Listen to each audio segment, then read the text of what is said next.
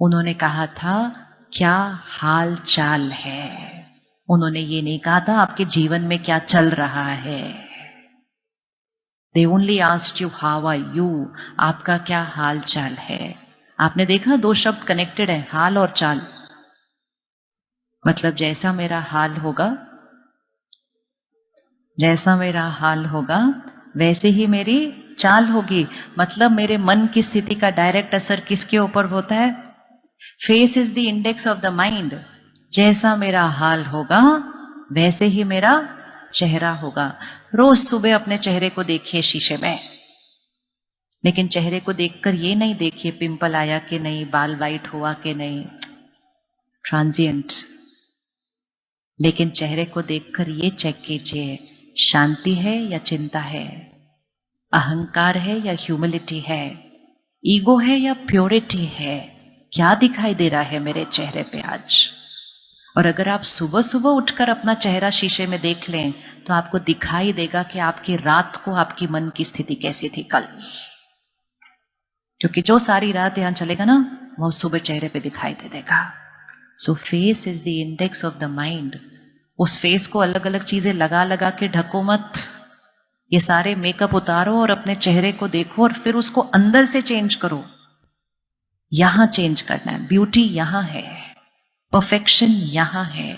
तो हमारी हर सोच हमारी स्टेट ऑफ माइंड क्रिएट कर रही है, हमारी हर सोच हमारा चेहरा बना रही है, हमारी हर सोच हमारे शरीर की सेहत बना रही है, हमारी हर सोच हमारा रिश्ता बना रही है, हमारी हर सोच मेरे घर का वातावरण बना रही है, मेरी हर सोच लोगों पर प्रभाव डाल रही है, प्लांट्स पर प्रभाव डाल रही है, मेरी हर सोच सृष्टि बना रही है।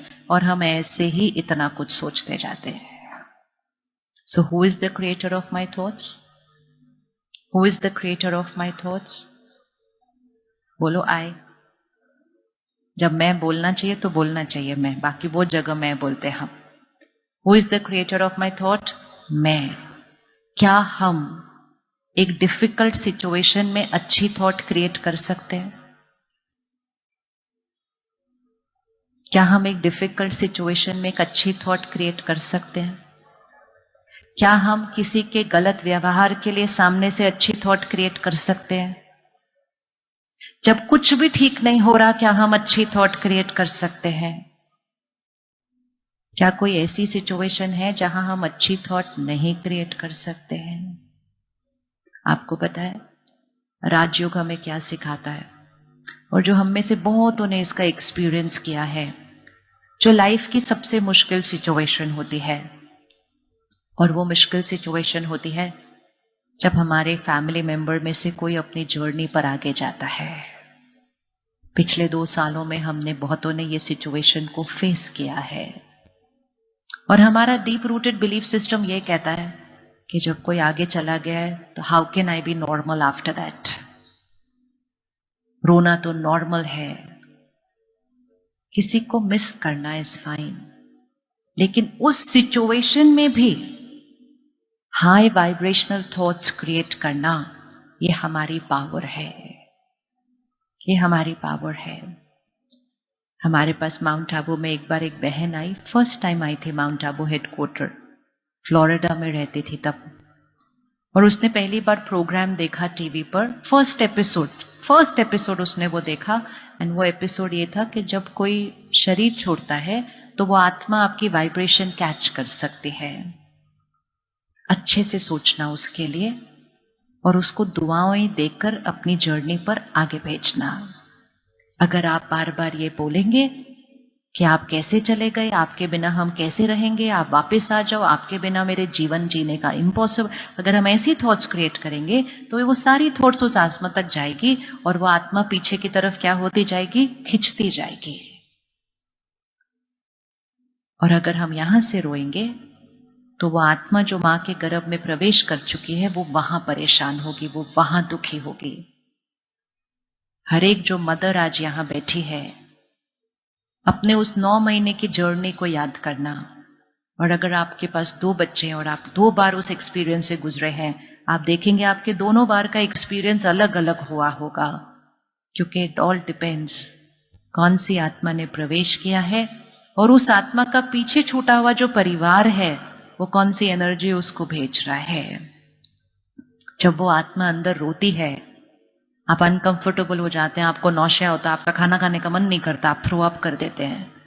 और वो इसलिए रोते हैं क्योंकि जो वो परिवार को पीछे छोड़कर आया ना, वो रो रहा है वहां से, और वो खींच खींच के उनको बुला रहा है, वापस आ जाओ, वापस आ जाओ, वापस आ जाओ।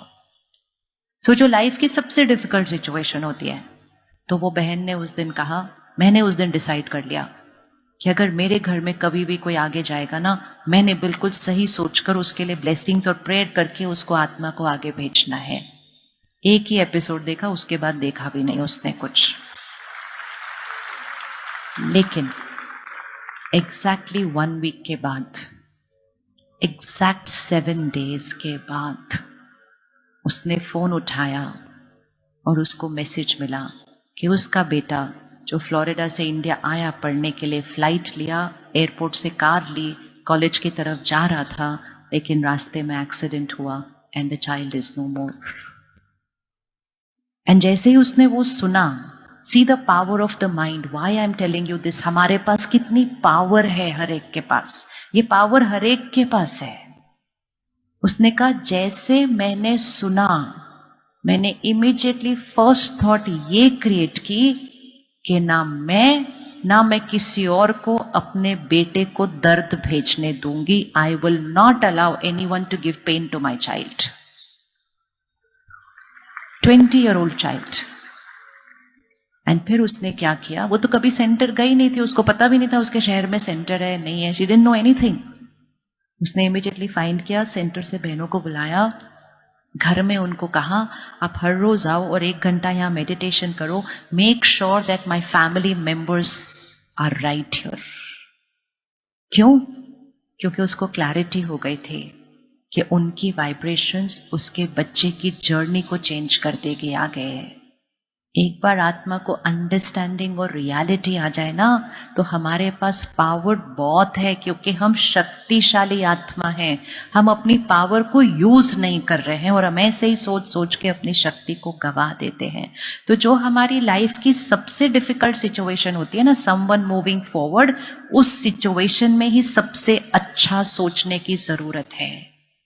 जिनके लिए हम जीते जी सब कुछ करने के लिए रेडी होते हैं, जब वो आगे जाते हैं उस समय उनके लिए करना और भी जरूरी होता है, क्योंकि उसके बाद उनकी एक नई डेस्टिनी शुरू हो रही है। उनको प्यार से भेजना है, मेरा क्या होगा नहीं सोचना है, उनको आगे कैसे भेजना है ये सोचना है। मेरा क्या होगा इस अटैचमेंट, उनको कैसे भेजना है इस प्यार। कौन सा संस्कार रखना है, अटैचमेंट या लव? कौन सा संस्कार रखना है, अटैचमेंट या love? Last month I was in the ICU to see somebody